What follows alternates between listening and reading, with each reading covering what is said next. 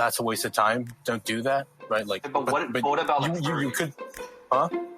What about like furries?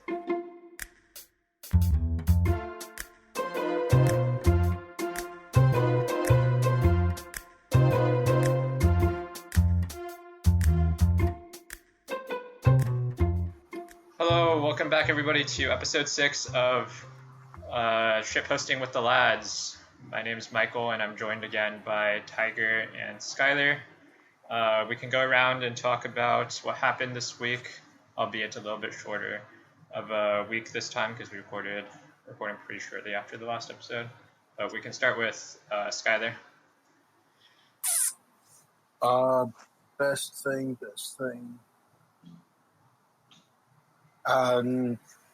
So can't go into details, but I have a writing project, and that's kind of getting finalized in certain places. It's like both good and bad because this is the first time I've been writing basically professionally, and it's kind of different to have to deal with other people for these types of things.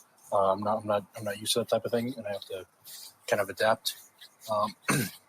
Worst thing, I'm learning to drive, and I realize that driving actually really stresses me out, but it's something I have to do, so that kind of sucks.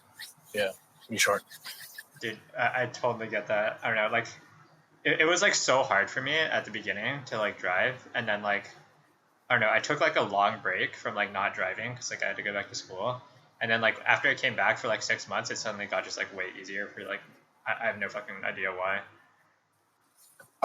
So I'm a pretty cautious person by nature, and so, like, just moving this 2-ton hunk of metal around that, like, you know, a mistake could cost like just a lot of money or, you know, personal bodily injury, that just kind of freaks me out.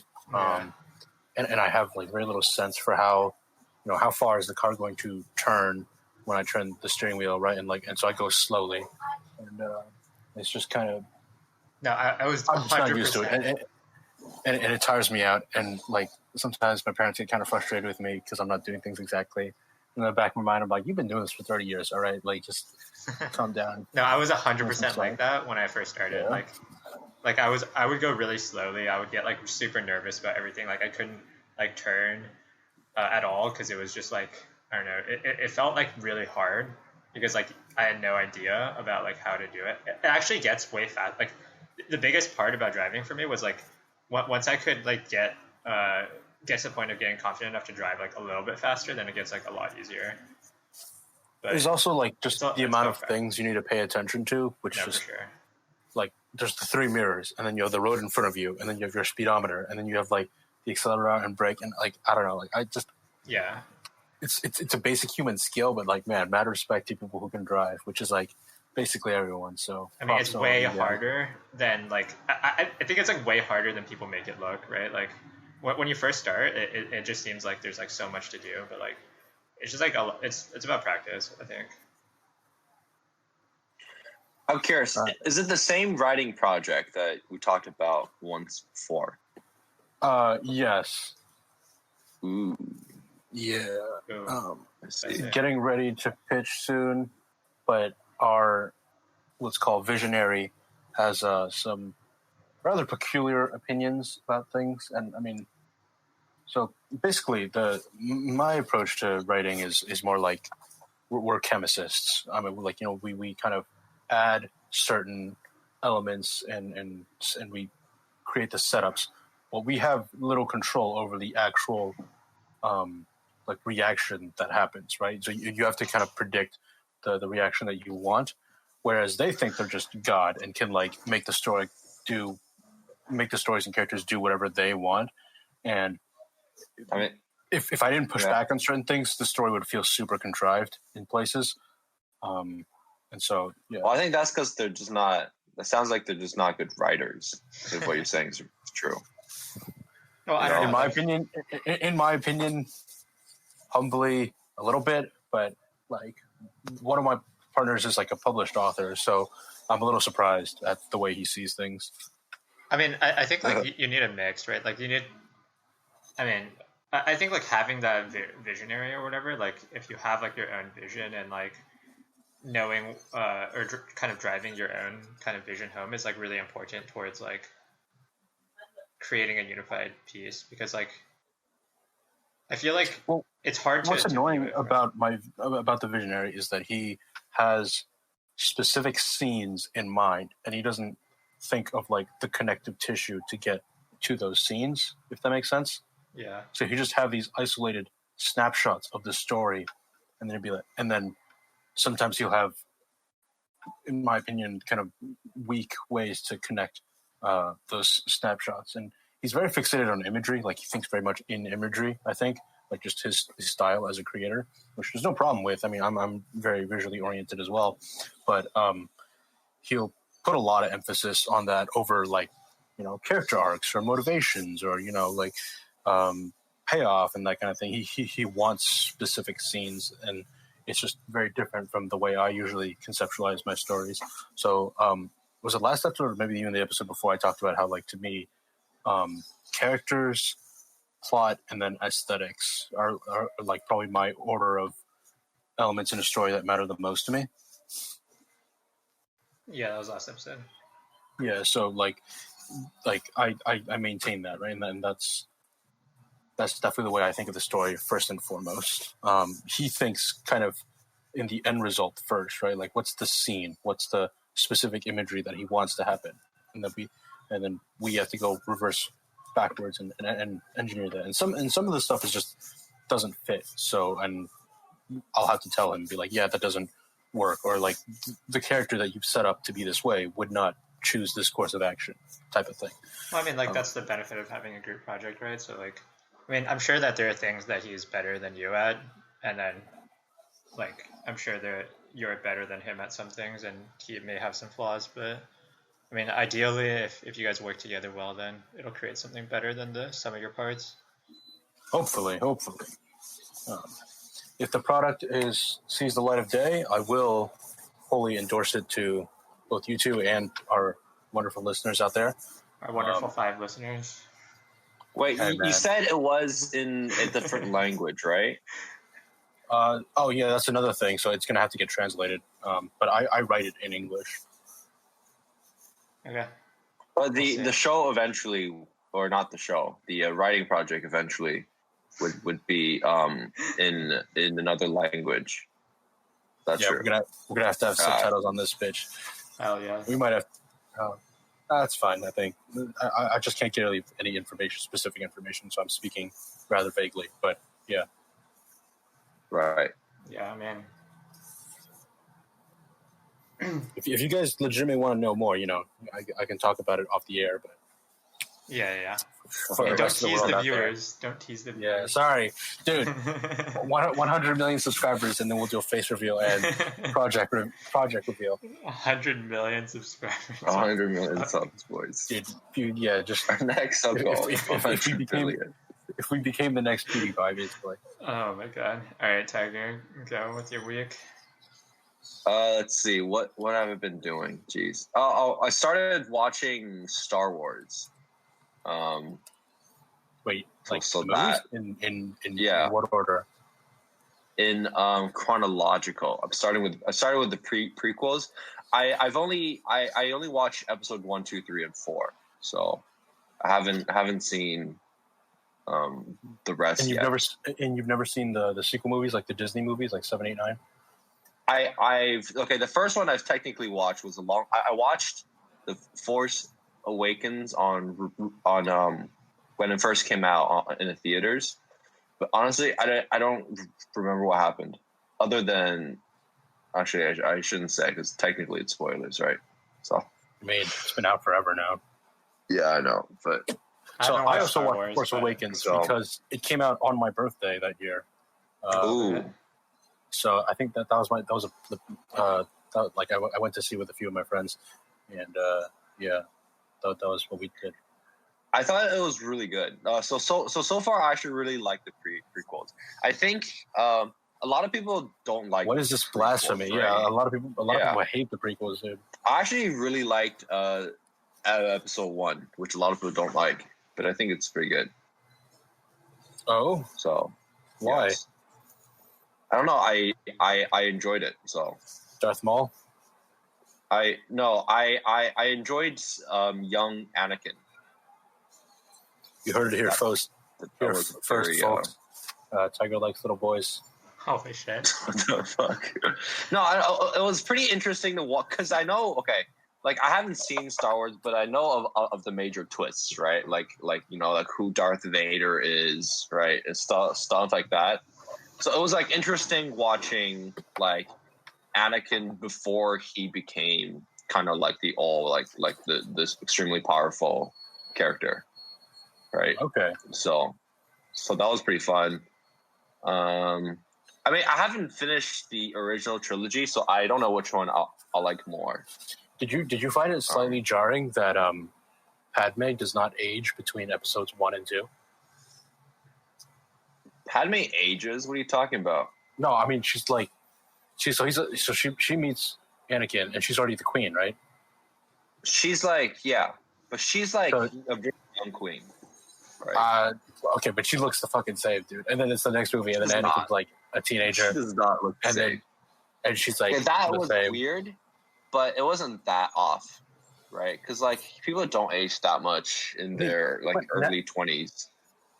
I don't know, Natalie Portman looked the same to me. I'm like, Natalie Portman does not look the same between 99 and like 2002, I think. Yeah, I think it's 2002. Well, I mean, I think it would be a different experience if you watch them back to back as opposed to. Yeah, I don't know. So I actually enjoyed the Phantom Menace. I thought the New Hope, which is episode 4, was all right. It wasn't as good as people say that. That's the one that people love the most. Yeah, like but it might be because like Star Wars. I don't know. Yeah, but like it's like it's good, but it's not like that good. You know what I'm saying? This is gonna be really bad. It's gonna be outrage over this. Yeah, but I mean, yeah. I have to say though, I was going in expecting the CGI and effects to be really bad, but it actually wasn't that bad for the prequels for or New Hope. Oh, no, the original, yeah. The original. Yeah. I think I've only ever seen the like modernized, digitally touched up versions. I think okay, then I think I'm watching that one as well. Oh, okay. I'm watching the it's like the remakes or not the remakes, it's like the changed up version after the prequels. Does Han shoot first? Wait, Han shoot first? Wait, which part? So in like, remember how they meet Han Solo in the cantina, and then there's like this green alien, and then who shoots first? Wait, is it the part that Han's like sitting down and talking to like the bounty hunter? Yeah, it's like, oh, I bet you have. And then in the original, Han shoots first and he blows him away. And then I think George Lucas changed that so that the other guy shoots first, and then fans are pretty upset about it. I think Han shoot first. Is it the part he's like sitting there? Yeah. The guy's like wants her money or something. Yeah. I mean, I think he's working for Jabba the Hutt. First. Yeah, no, I think Han shoots first. Interesting. Then you might not have seen the new version. Okay. I see. I think I'm watching the one with the changed ending. It was like it's not the ending, but they added the ghosts and shit. I don't know if you know what I'm talking about, but it's that version. It's the one they released on DVD after the prequels came out in the mid 2000s. Is that one? Dude, I mean, I know Star Wars, but not that much Star Wars. Anyways, yeah, actually, yeah. Okay, so I watched Star Wars. I got a new computer. I'm playing, I don't know, music stuff, and then also Pokemon Reborn, which is a game that Michael recommended me to play. I actually think if Skylar were to play Pokemon, I think he should try this one first, because it's really? You actually need to think a little bit. I feel like the original ones you can just spam like the same button, and then and then you'll be done. But to be fair, like this one, I feel like you do need to have some sort of basis in Pokemon. Maybe I don't know. It might be a little bit. I mean, let's be honest. I don't know anything about Pokemon other than like moves, okay, and then like the types, right? Like I don't really know much. about Okay, like I mean, strategy maybe. and stuff. And it's like very difficult for me because I've been stuck on this boss for a very long time. Okay, I mean, we can talk about it a little bit later because there's something Yeah. in relation to this I wanted to talk about. But Oh, okay, cool. Anyways, yeah, but that's basically been my week. So we can sweet. continue on with the other All stuff. right. So for me this week, mostly been business as usual. The only thing that is worthy of note is NBA started actually yesterday. Oh, actually, I was talking to a friend about this. Who do you think is gonna get to the finals? I I'm mean, curious what the you think. Lakers look Because I pretty don't really good. follow anymore, so I'm curious what you think. Yeah. I would have to watch more because like I only watched the Lakers game last night, and I mean I think I'll probably watch some highlights today, especially of the Dallas game because I love watching Luka Doncic. But Oh my god, real sports. yeah, real sports. But the three teams that like prior to the NBA season restarting, like prior to the lockdown, was or that were like favored were the Clippers, the Lakers, and the Milwaukee Bucks. So those are the three teams so that you are think like the finals are gonna be the Lakers and Bucks, or yeah. I mean Clippers and that's Bucks? the Lakers won their matchup last night, but it was like a relatively close game, and the Clippers didn't have their third and fourth best player. So I don't know. It's hard to say.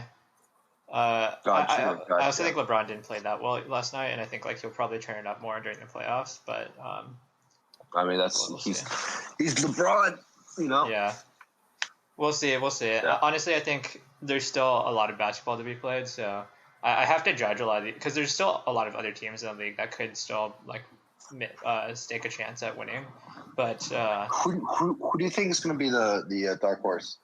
dark horse, I'm telling you, Luka Doncic and the Dallas Mavericks, team to watch out Mavericks. for. Luka Doncic is really Western good. Conference, right? Yeah. They're like a relatively low seed. Wait, what? Everything between the second and seventh seed in the West is like very close. So they're like a lot of those teams are very close in terms of record, and Doncic is like a generational type player. He's going to be the best player in the NBA in a few years, basically. Really? I don't even not think that's like a bold Giannis. claim. Like, I have no idea who these people are. Wait, not Isn't- Giannis? isn't, Because like, he's young. Steph And Curry, like, Giannis. right? Well, okay, Giannis will be the best player in the NBA. Like, right after. Okay, so right now he's. I guess you could say arguably he is the best player, but like basically when Giannis turns like, because Luka Doncic is like 20 right now, and then Giannis is like 25 or something. So like, there's going to be a window where he's going to be the best player in the NBA for sure for a few years at least, or if not the best player, then top five. Yeah. Okay. I see. Or like top three. Yeah. Okay. It's cool. What's considered young in the NBA? Because I'm curious about this. 25 and under, basically. Because like the math for soccer stars is like way off now. Because in America, the kids still go to like regular school, right? Yeah. But like for soccer, they go to like soccer academies. Holy shit. So they're like the really, really big stars are like it's like known once that they're like 16 or 17. So like you're considered like not that young. Sorry? In the NBA, it's the same too. In basketball, it's the same too. Like, oh really? Okay. Like, well, okay. I wouldn't say that like most of the people who are considered stars, like you know how good the people who are going to be the best players in the NBA, like generally before it happens. Like Giannis was an anomaly, right? But like LeBron, people knew about him when he was like 15. Like, damn, LeBron wasn't like he wasn't that good when he was 15 because like you need to physically grow into that like kind of body, but people can kind of tell already. So like, I see. People know already. Like it's like similar for like the big stars. Yeah. It's like okay, so similar for the big stars, but I guess for the lesser known stars in like the soccer world is similar, where like you're like playing for first team once you're like 17 and 18. Yeah, I mean, it's pretty kind of similar for basketball. There's like people already have like scouts during like high school, basically. So during high school is when they kind of discover the talent, and then like you have like an idea of who's going to be like really good, and then like generally that talent goes through like a college system or like Euro League or something like that, where it can be like more discovered, where like if they're actually good or not, and then it kind of goes from there. I see. It might not be as early as soccer, but yeah. Yeah. Okay, then we can move on. So Yeah, let's do that. Recently, well, okay, like we said before, we were gonna come back to Oregairu. So recently, we just finished watching episode 4, myself and Skylar. And Skylar had some thoughts if you wanted to talk about it. So let's hear it. For Oregairu? Yeah. Iroha's best girl, it remains like just this stoic bitch, and like I don't know. Okay, like I'm getting increasingly annoyed at the fact that they just don't talk to each other. You know what I mean? Like it's all just subtle messaging and subtext and all that, and it's starting to irritate me a little bit because, or maybe I'm just too monkey brain for this, right? Like the people come out and be like, this guy's just too monkey brain for all this shit. But I'm not convinced, right? Like, why is Yukino's mother opposing the prom now? Like, is this, I don't know, maybe it's Japanese culture and like they hold that, like maybe there's some context that I'm not getting, but to me it's just like she's trying to mess with her daughter for some reason, and then they've like built this up as like a really big deal. It's like, oh, Yukino has to solve this by herself or else she like won't be an adult. And I'm like, but why though? Right? Like, why? Why is that such a big deal? Like, and then like the prom is a big deal, and I'm like, okay. Which, I mean, there's another point I want to talk to you guys about, which was our prom, but we can get to that a little bit later. I didn't go. So I'm just not convinced. Like the melodrama's there, the directing and just like the actual moment to moment anime of it is like it's there, but I'm not buying the heart behind it and the logic behind it. And then it's like, okay, what was her name? Hiratsuka Sensei is like leaving, and then maybe I missed some foreshadowing or something, but that to me was like never a thing until this episode. No, it was foreshadowed for the last few episodes. Oh, was it? Okay, I totally missed that then. That's on you. Yeah, I mean, like, it's just, I don't know. I mean, that's why I don't think I could ever really like go back and rewatch Oregairu, because I think you had to be in a certain type of like teenage mindset, right? Like I related to Hachiman much more back when like season 1, season 2 first aired compared to what I do now. Maybe that's just the perspective of someone who's grown up a bit and who feels a bit beyond is not exactly the right word, but that's the one that comes to mind, is like, just talk to each other and like sort things out like adults, and just not have all this melodramatic stuff. But then it's not interesting, right? Yeah, but I mean, okay, I say this as a big fan of domestic kanojo, and even though, right, like, not to open that whole can of worms again, but like, at least the conflict there felt more substantial and more real, and like it, like I will say, domestic kanojo, like the really emotional points for domestic kanojo hit me way harder than anything Oregairu has thrown at me. Okay, so like all three seasons. I'll give my piece because I actually have like a very different opinion, but I'll first address what you said. I think like part of it is like you I mean, how much slice of life stuff do you watch nowadays? Like, do you watch that much anymore? Like, I watch like Uzaki-chan. Yeah, but like it's not like Uzaki-chan is kind of just like a high school romance, just like put in a different setting, but yeah, I mean, I don't take Uzaki that seriously, and it's a fun little thing. I but read the manga too. You're probably not like a huge slice of life guy anymore, right? No, I'm not a slice of life connoisseur. I think I'll leave that to you. Yeah, but okay, so from my perspective, I think that's like kind of where your grievances come from.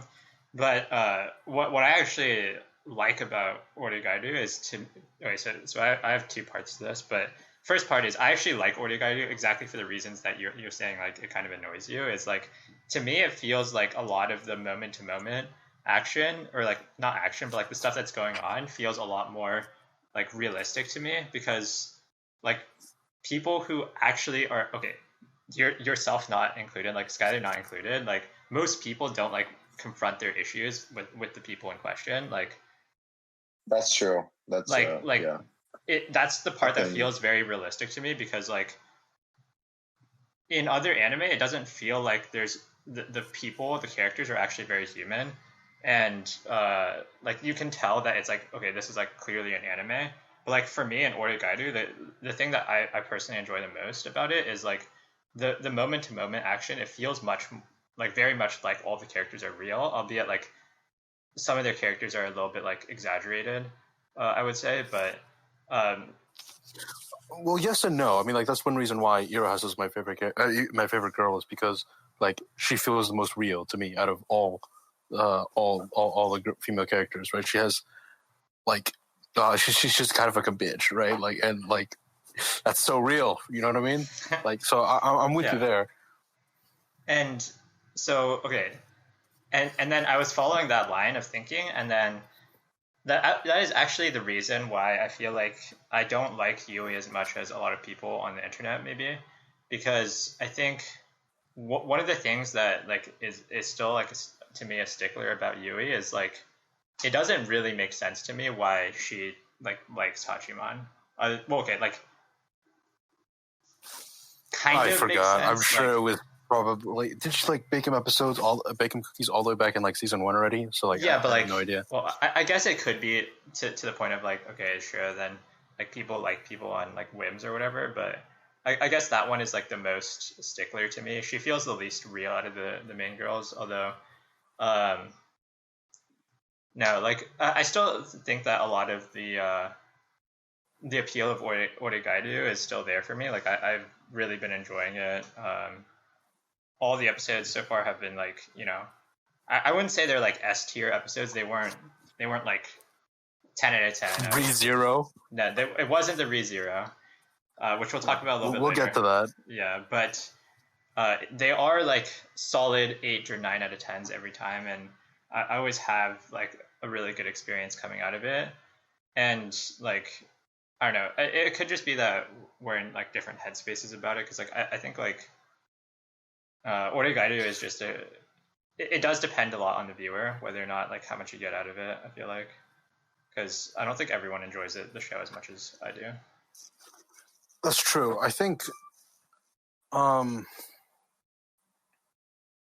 well, I don't know. It might be the author's fault, because I remember like Hit the Light Novel was taking a while, but I feel like the gap between seasons 2 and 3, the releases, really hurt the series for me, because I don't remember a lot of the specific plot points anymore, and all I'm basically left with are like the big highlight scenes I remember from the first 2 seasons, and like kind of how it made me feel, and then like the logic of it. Maybe if I rewatch it all at once, like everything flows like way better, and this would be like flawless masterpiece to me. I somehow doubt it though. I mean, but back to your point, I'm on like people talking indirectly, right? Like, yes, but like I think they take it too far. Like no, it's just like, I guess can you answer me, like, why does it matter so much that Yukino has to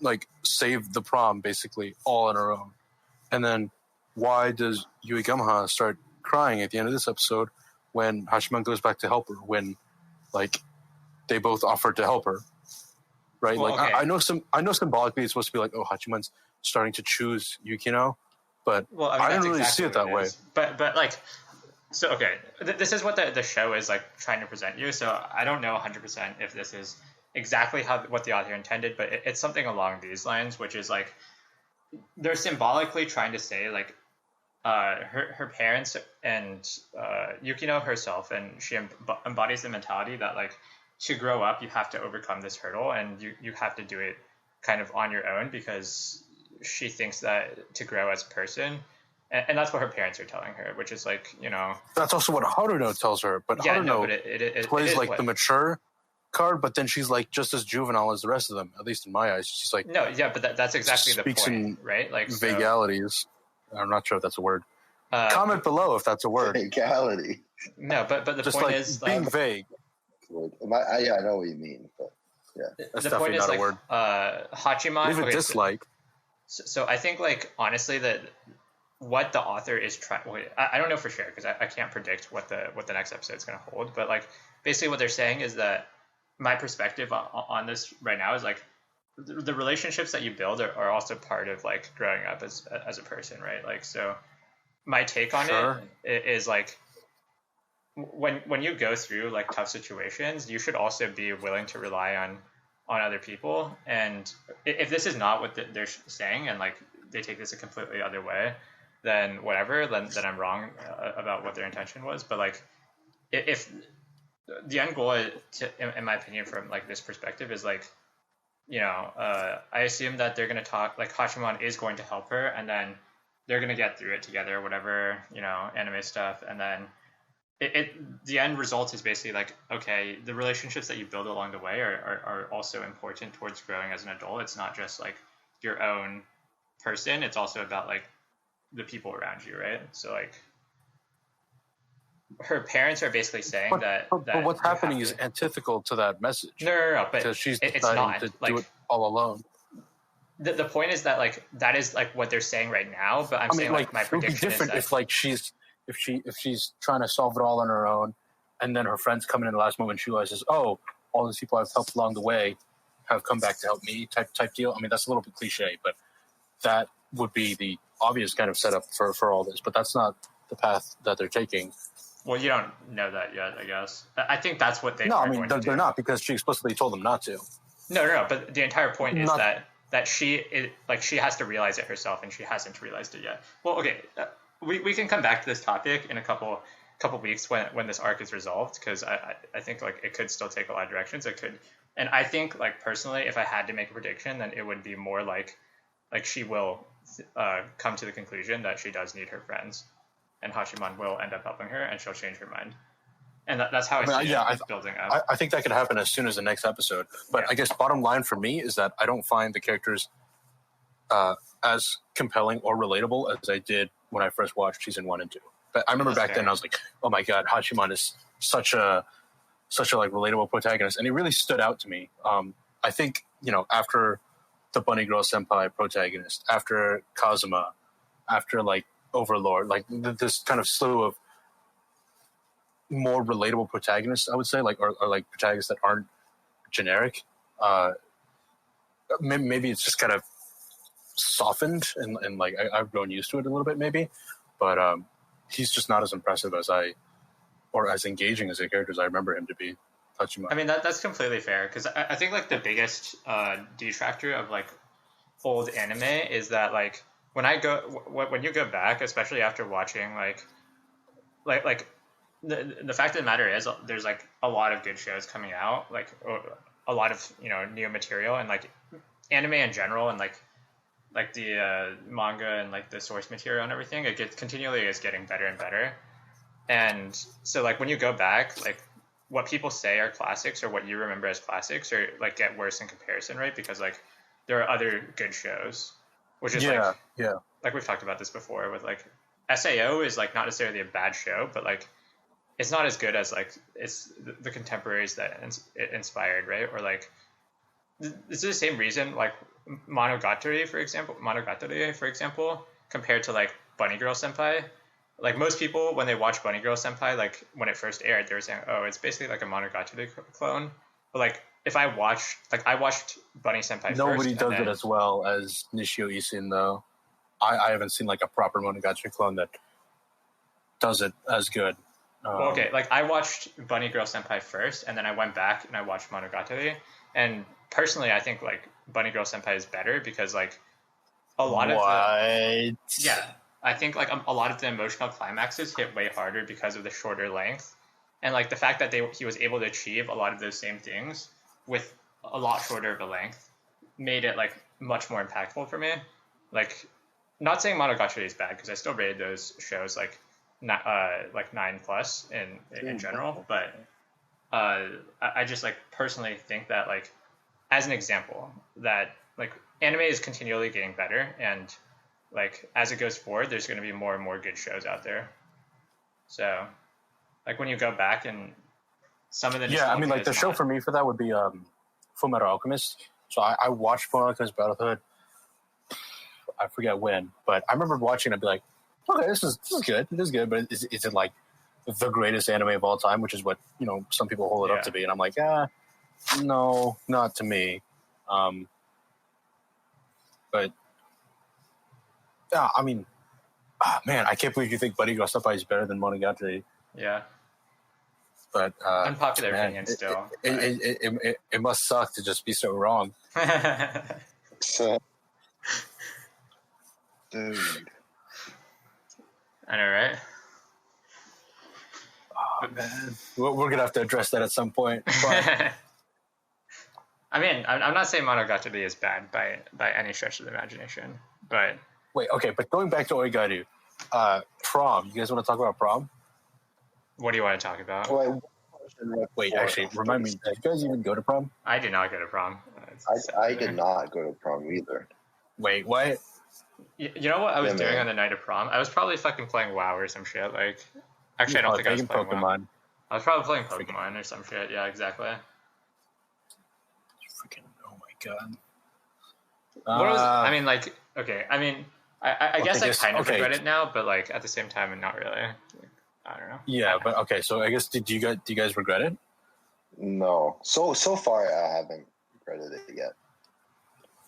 So we talked about like earlier, like I think it was in our first episode, right? About like getting girls or whatever. I think like to that extent, I do kind of regret it, or like I guess in a sense I kind of regret that I didn't try harder in high school. So I guess Prom is kind of included. Yeah. I think if Prom was about getting girls, then I definitely don't regret it.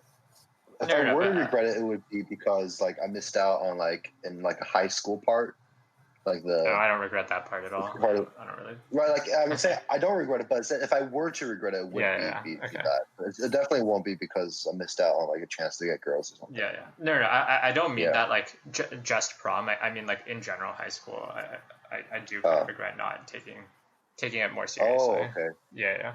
But like Prom, like Prom as an extension part or the getting girls part? Getting girls part. Oh, studying part. Like I regret that too. But...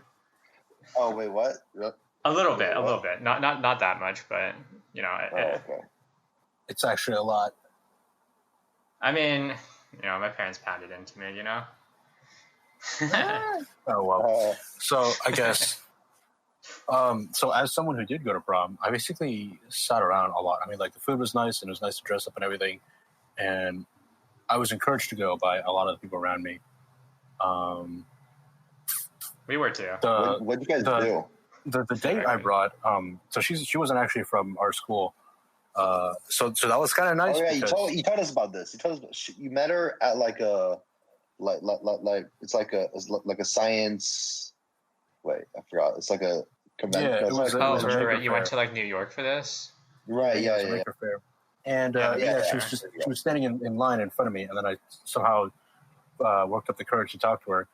Holy shit, let's go. Fucking Chad. I know, dude, right? Like, I think back and I'm like, wait, I did that? Like, that does not sound like me. But, yeah, I did that. And I think somehow or other we traded contact info. And then we would talk every once in a while. And then she was the only one basically, like, because...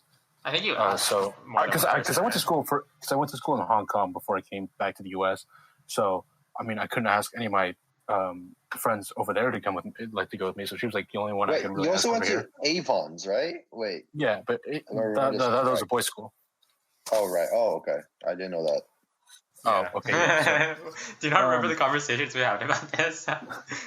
No, I don't remember Avon's being a boys' school, though, but okay. Oh, okay. It is. I remember the fucking stories about like the punching on the arm or whatever. Oh yeah, I could retell those stories, but it was like looking back. I don't remember this. Looking back, it was just, oh man, those guys definitely went into frats. Like the frat energy there. Yeah, I know. It sounds exactly. Yeah, I mean, like a frat, dude. Yeah, and well, I mean, like me back then, I did not respond kindly to that. I was like, these people like touching each other and like just broing it up all the time and like just being very comfortable with each other, like naked and all that. And I'm like, oh man.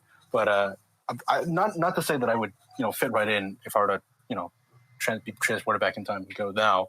But I think I would have leaned into it a bit more and just try to enjoy myself, which I think they were trying to do. But like I came from a rather uptight position. I was thinking, like trying to get into college and all that. Yeah. We're getting derailed. I was really talking about prom. That's right. Okay, so we went. Food was nice. Taking pictures and it was kind of fun and all that. My roommate, who I will not mention by name out of respect for his privacy, I think he went. I'm pretty sure he went alone. Okay. I think, man, I want to say he went alone. If for some reason he ever sees this and like he didn't, I'm sorry, but I'm pretty sure I remember him going alone. And I remember thinking like that must be kind of uncomfortable. But no, I mean that's kind of what the situation that me and Tiger. I mean, Tiger probably could have gotten a date if he wanted to, but like, dude, you guys could have taken each other. It would have been really cute. Yeah. Michael to put on a wig. Funny. I remember I was making a song, which I don't know what song it was now, but I was probably watching some some YouTube video or fucking watching anime or something. Like I was probably just which doing I don't regret. Yeah, like it was just like a normal Sunday afternoon. I won't lie, I was rather uncomfortable during the whole ordeal, but it was like the type of uncomfortable where I felt like I was learning something new. Because I thought I did, and I still do consider it like a new and I don't know if I'd say valuable, but interesting experience. Like I don't regret that I went, even though it's not like I gained a lot from it. Because I wasn't particularly close to the people in that school, and I wasn't like, there was no alcohol, right? So like I would have to be. I don't really dance sober. I'm just putting that out there. I don't really dance sober, so yeah, that definitely wasn't going to happen. But I enjoyed my date's company, and it was just one of those things that I think maybe set the foundation for me becoming a more open person later on after going to college and all that. Maybe. I don't know if I want to give that much credit. But I mean, not everything in your life has to have a deeper meaning. Yeah, but I mean, like to me, it like adds up, right? Like these experiences of slowly pushing myself to try new things and whatever. I mean, you think of yourself as being kind of static, right? Like I don't know about you guys, but like I don't remember. Like I would definitely be very surprised if I met like my old self. I think if I met my old self, they would be surprised at how it turned out, and I would be surprised that I was like this back in the day, kind of thing. Like I would. But you don't consciously think of those types of things, right? Well, I mean that's fair. I think it's like it's hard. It's way harder for you to recognize your own change than like mental than like someone else. Yeah, for sure. Because like. Yeah, like if I don't talk to you for like 2 years and then like I talk to you again and then you're like a slightly different person or whatever, like I'll probably pick up on it, like moderately different person, but I'll probably pick up on it more than you do because like you don't think about that kind of stuff to your day to day, for sure. No, you definitely don't. I mean, I try to a little bit more just because I'm more like I think introspectively like that a bit more, but yeah, I would think I'd be surprised even if I met someone as recent as my, junior year high school self. But yeah, I think that's enough on that. I could have sworn you guys went to prom though. You guys didn't? Damn, nope. Dude, you're literally talking to like two of the most fucking like antisocial kids at Kent, like for real. I wasn't that bad, okay? I wasn't that bad. Tiger. Good stuff. Like, I wasn't that bad. Okay, we probably weren't that close to the bottom, but like, I don't know, like, can you imagine like me and Tiger going to fucking prom? Like, I don't know, I can't even fucking imagine it. I don't know. Would you? Is there a college equivalent for this type of thing? I don't fucking know. Go to the college homecoming dance, dude. Meet a nice girl, fall in love, I don't know. Some kids. What the fuck? All right, let's fucking move on. That escalated quickly. With that.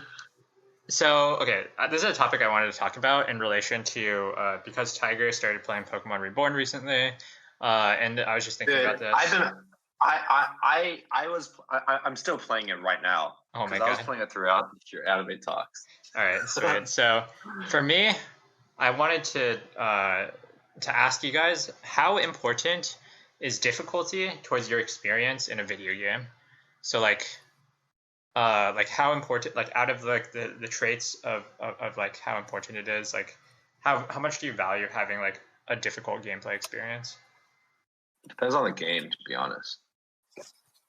I know it's a shitty answer, but technically it's. Okay, yes, answer, of course it depends on. Well, I wouldn't say of course, but like, yes, it depends on the game, but like if it's a game that I'm trying to. Okay, so if it's a game that I'm putting like almost all of my attention onto while playing, then it's pretty important. Okay. But if it's a game that I'm just playing like casually on the side, then it's not that important at all. So. Okay. Yeah. If a game is difficult, I have like it has to feel like I'm like I have like the difficulty is kind of warranted in a way, and that could be either through like gameplay reasons, right? Like maybe it's to reinforce that your character is really weak in this world, or it's just like to show the breadth of the combat or whatever game system is in play. If it's difficult just for the sake of being difficult, it'll piss me off, and I'll probably not play it. Oh, really? So, what do you mean difficult for the sake of being difficult? Because it's not like, what do you mean by that? You ever fight like kind of bullshit bosses that can like one shot you? But that's not, in my opinion, that's not necessarily bullshit. Well, okay, I guess you know what I'm saying. Different levels of bullshit is different. I'm trying to think. I mean, you would have to give an example, I think, like of a game. Okay, so I played this game recently. It was Hyper Light Drifter. We talked about it a few episodes ago. Right. The final boss basically had this move that could one shot you, and it was like an AOE like laser attack, and then the only way to consistently survive it was to get this upgrade that I didn't get, and I didn't like get used the whole like. So there are multiple upgrade paths. And I guess they expected you to get that one early on, but I didn't. I chose a different path, and it's basically it was an ability that lets you chain dash, and without it, you're just kind of fucked. Which is how I felt in the game, and like I had to like get really close to the boss and like try to dash behind him when he was casting this ability, but then he would like turn around and I'd have to like time it right, so I'd dash behind him again. To me, that's like like basically if you didn't have the chain dash ability to be able to dodge his attack from like not point blank range, you would basically get one shot. And your healing items had like cast time, so you couldn't stand still to heal if you got hit by them. So it didn't like it would like hit you, and you'd get like stunned, and then you would die. Okay, so to me that was kind of bullshit. What I'm hearing is basically it's a difficult boss. What you I mean, granted, it was like the final boss of the game, so yeah, I guess maybe, but compare like so there were two bosses in that game that stood out to me as being particularly difficult. One was the final boss, and then one was like the Western region boss that I played earlier in the region, and he would like hit and then like jump at you and hit again, and then jump at you and hit again, and then like each time you like whittled down his health bar, he would like add an extra lunge, so you'd have to like time your dashes to dodge. And I remember that being extremely frustrating because he would hit in like this wide arc around him, like it's like 270 degrees, and you just kind of get fucked. And that was a really hard boss fight. But that one was not as frustrating as the last one because I felt like I could learn his mechanics and kind of play around it. Whereas this one was just like, okay, well, he casted that. If I'm not lucky, fuck you, you're dead, kind of thing.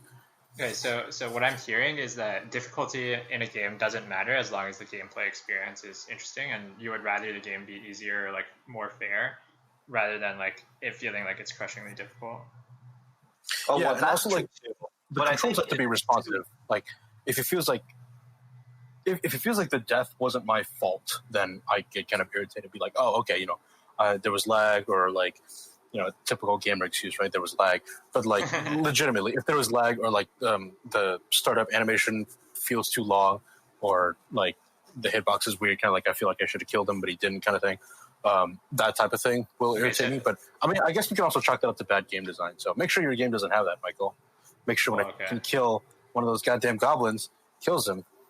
Yeah. Okay. So what you're saying is basically like when you like the thing that you value is like it's about like being responsible. Like you feel like you have to be in control, right? Like, or it feels like it has to be fair. But like in general, or okay, because I'll juxtapose it on like what basically I believe isn't really important, because for me more recently ignore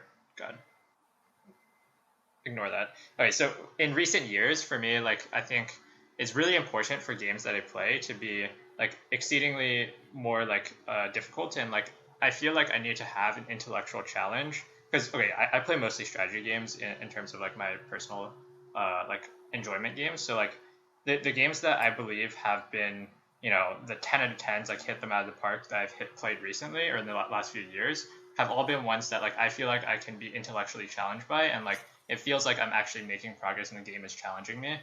Because like I think like the games that are too easy or like just not that hard, or like can you give some examples? Yeah, so of games that you rate 10 out of 10. Yeah. So the two examples that come to mind like right away that I've played in recent years, one was Pokemon Reborn, which is why I brought this up, because it feels like the game is hard, and it feels like a lot of the things that you do, you have to like problem solve, and it's more than just like a normal Pokemon game. You have to actually like do strategy, and it feels like you're getting rewarded when you make good plays, and then you have to like. Oh, is that why I'm hard stuck? Because I'm not thinking. we can talk a little bit about how you can strategize to beat it later, but the other game that is very similar to this is Fire Emblem. This game is turn-based, right? Yeah, it's turn-based. Yeah, so I also don't like. There's no lag. There's no lag. Yeah. So the other game that is in the same vein for this is Fire Emblem Three Houses, and then also Divinity on another note. But so three turn-based games, though. Yeah. I mean, I almost exclusively play turn-based games, but like in terms of the games I really enjoy. But like the reason why I think those games are so important or like so good, and like a lot of the reason why I enjoy them so much is because I feel like they are both challenging, but to that same vein, like they don't feel unfair. Like all of the things that happen in those games, like they're challenging, but they make it so that the design of the game is like based around that challenge, so that like it doesn't feel like the game is trying to cheat you out of like winning, and that's why you're losing. But it feels like the challenge is like very legitimate. Like the premise of the game, like it basically introduces more and more challenges to you, and like it doesn't feel like anything they do is like completely unfair, but instead that like they're gradually introducing harder things, and then those harder things like you have to find ways around them, which there are in the game. But like that's where I'm coming from with like the difficulty part. So Tiger, do you want to jump in here?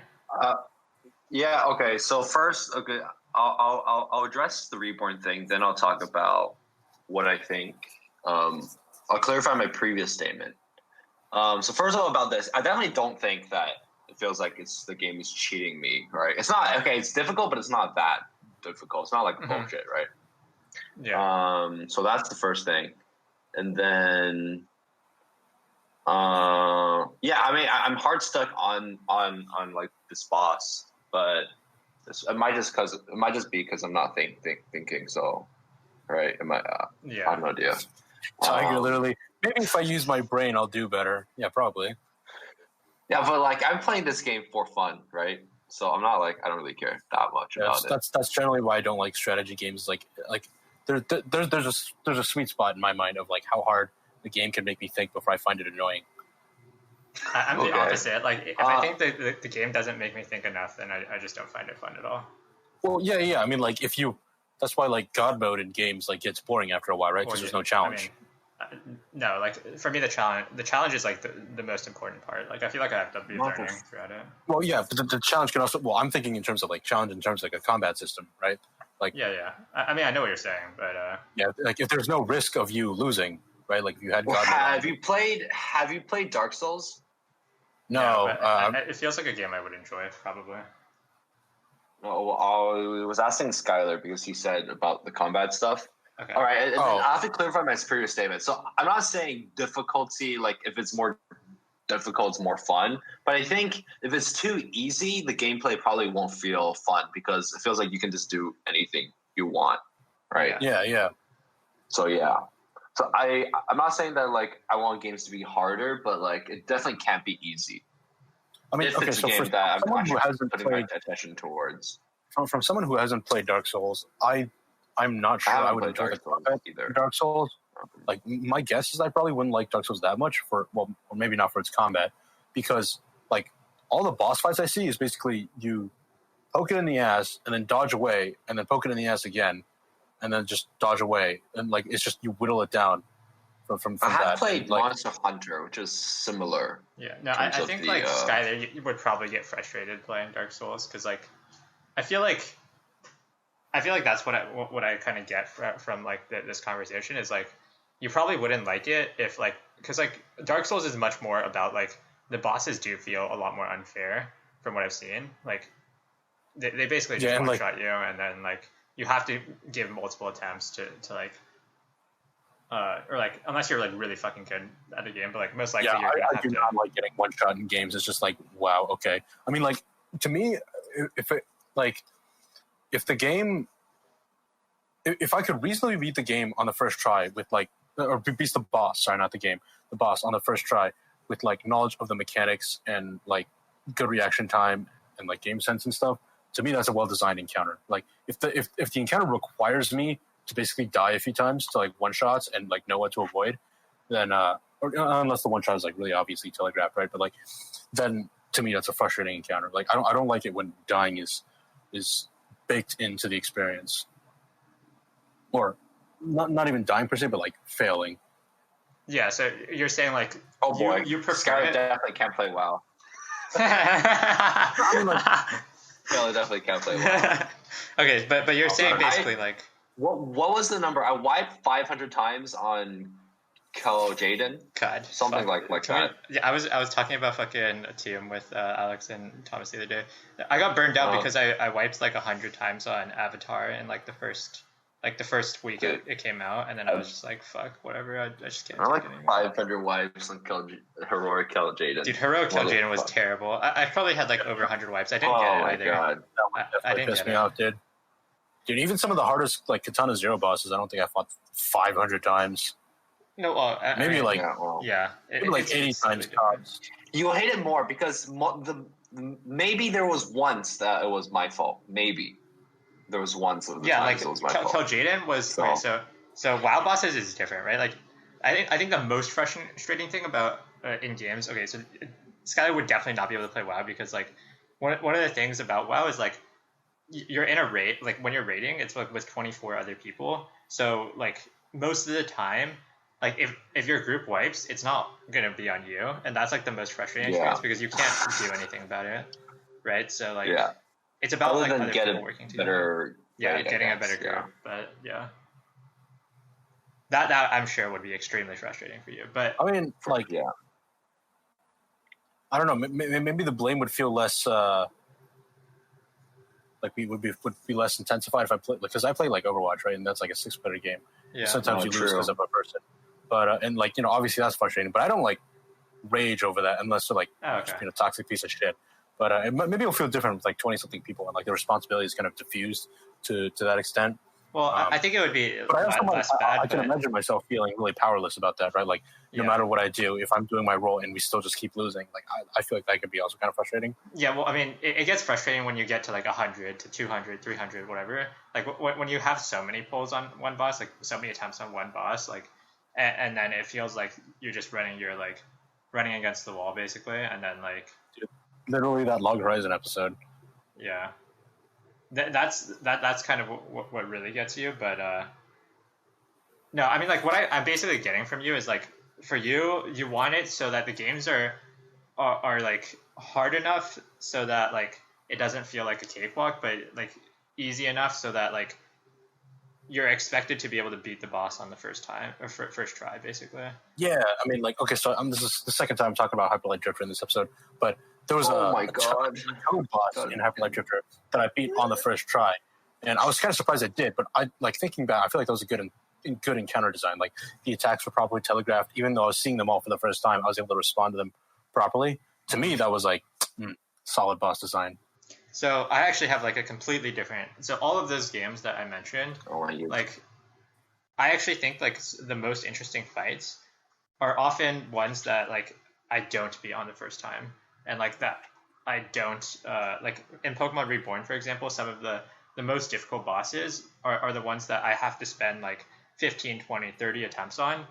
I remember there was one boss specifically I probably had like 50 attempts on in Pokemon Reborn, and like for me, like the thing that I like the most about those kind of encounters is that after you beat it, it feels so much like more satisfying than like I don't know, playing a normal Pokemon game and beating the Elite Four or whatever. Like, yeah, I could do it in my fucking like while playing like 4 other games at the same time or whatever, right? Like it doesn't.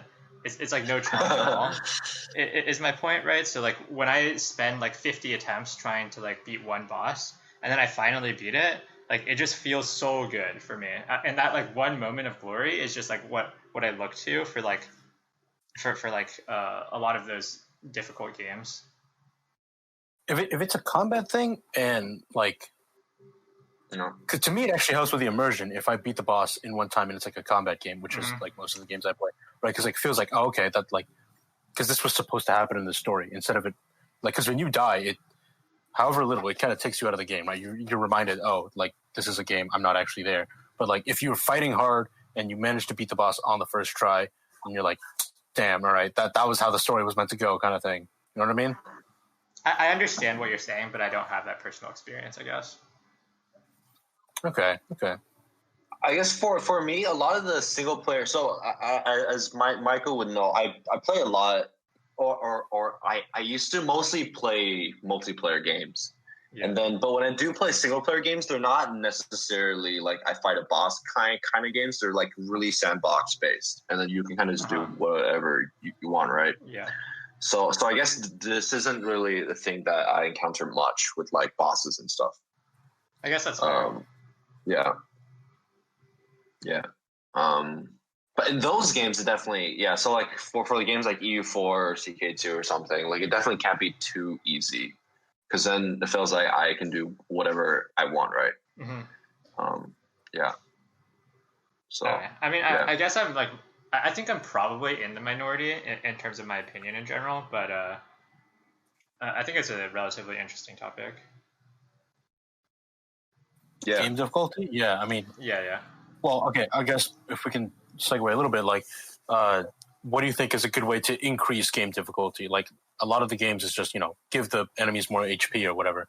But, like, more interesting is if you give them new mechanics or, like, make the game more difficult, not just because they have better stats. You know what I mean? Yeah. I definitely think that it's way harder to be able to design mechanics that increase difficulty in a realistic way than it is to just increase stats. And like that's just like the matter of fact, right? But ideally, which is why it's so much more impressive when it's done. Yeah, exactly. That's why it's more impressive when it's done. So like ideally, you can create mechanics that are both interesting and also like potentially you have like lore reasons towards maybe increasing the strength.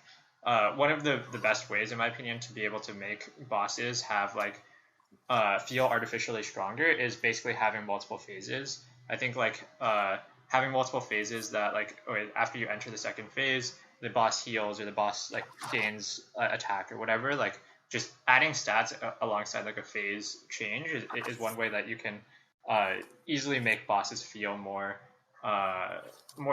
difficult without it feeling like artificial, in my opinion. And so the normal boss would have like less phases, or like not include certain phases. Like if you're like on easy mode, is that what you mean? Yeah. Or have like less mechanics or whatever it is. But okay. Yeah. Oh my god. But yeah, so that's like I think it's difficult, right? Because balancing game balance in general is like it is always difficult because you have to.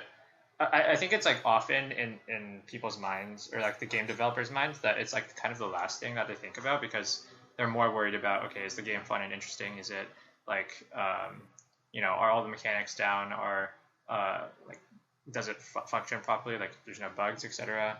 And then like game balance kind of comes last or like very close to the end. And so, well, I'm not sure. I don't know. I feel like, well, there are not a lot of games I play like multiple times through and experience different difficulties. Either it's a multiplayer game, in which case like the difficulty is from other players, or like if it's a narrative single player game, I'll usually don't play through it again. So I can't really say, I guess.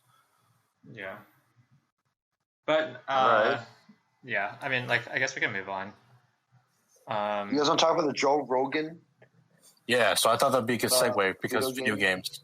All right, sure. Yeah. Honestly, I did not watch the whole statement, so You'll have to fill me in on exactly what he said. I only saw the very start, and then I was like, you know what, screw it, I don't care. So basically, Joe Rogan's like, okay, video games are a real problem because they're really fun and they can get very addictive. And they're the way he said it, and what I think a lot of people are taking issue with is he makes it sound like video games are uniquely like a waste of time. Like, and the example he brings up is kind of bullshit. Right. He's like, let's say instead of video games, you like get really obsessed with jiu-jitsu and you become a jiu-jitsu master and you open your own school, whatever. And I listen to that and I'm like, well, I don't know what the hell you've clearly been smoking a bit too much. Like, I don't know what the hell you're thinking. Like, I feel like working in the video game industry because you're like a fan of video games is much more likely than becoming a jiu-jitsu master and having like your own school. Yeah. Like, well, I mean, maybe you feel a little bit more of that way because of me, because like there's someone near you who is like that right now. But I mean, no. Also because like I'm an engineer, right? So like, coding, like people who code are also within my life. So like, not that I don't know if any of them want to make games, but like they would definitely be the ones with the technical ability to make games. Yeah. Well, okay. I mean, I just thought it was so. I thought that was such a stupid take. Like, I don't know. Like, remember how I said before that like Joe Rogan is like, I think Joe Rogan is just really dumb. Like, and this is just one of those moments where I'm like, yeah, like that kind of comes out. All right. I mean, I can go first if you guys are okay with that. Yeah, go ahead. Okay, so I kind of have approached this kind of topic before on multiple occasions because my parents think that basically video games are a waste of time and that I play too many video games. But they've eased off it more in recent years. But basically, how I see it, they've just been like sick of saying the same thing over and over again. Yeah, maybe. You know, who fucking knows? Let's be real. But for me, like, I think it completely depends on.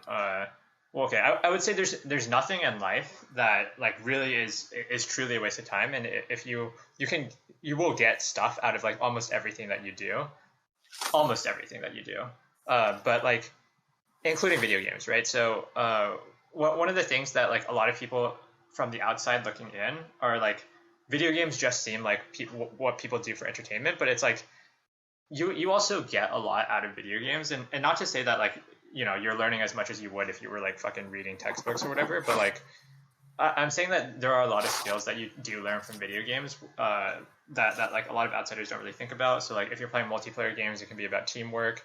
If it's about strategy games, it can be about critical thinking.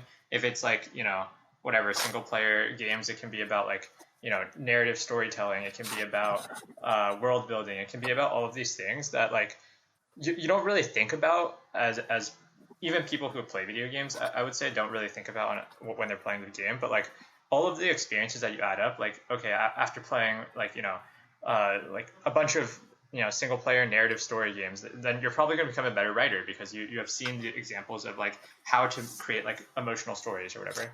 Or if you play a bunch of multiplayer games and you've spent many hours, you'll probably become better at teamwork because you know how to approach these teamwork situations better. And like from the outside looking in, it may be hard for people, especially who don't play video games, to recognize that like at all. But like I would say that a lot of times video games can be way more productive than like watching TV shows or like, you know, listening to Joe Rogan podcasts. Yeah, listening to Joe Rogan podcasts or like watching. To be fair, you can say the same for all of those though. Like you can say watching a TV show helps like your like narrative story. Yeah, exactly. But I'm saying that's Joe's. Right, I know. Is that video games are uniquely bad and like completely useless. But I'm my not saying point. Joel's right.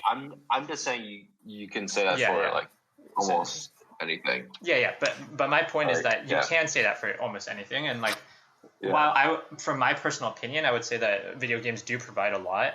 I can understand where other people come from, and like I think a lot of these other platforms that people may view as like as entertainment also can provide some stuff, and you know I think video games are in a similar vein to them. Like you know watching sports or watching like all of these other things maybe aren't even as useful as playing video games, and I think that's just something that like most people don't really think about.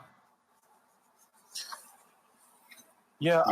So I agree with everything. I mean, Michael at the said. end of the day, it's an entertainment thing, right? So Yeah, and then like that's the other part of it I want to touch on is that like not everything you do in your life has to be productive, quote unquote, right? Like it doesn't have to be moving you like moving you towards making more money or achieving something. So like even if it was just simply fun, right? Like surely that in itself has value. I mean, I totally agree with that. Like, we're not condemning people for fucking like watching sports, right?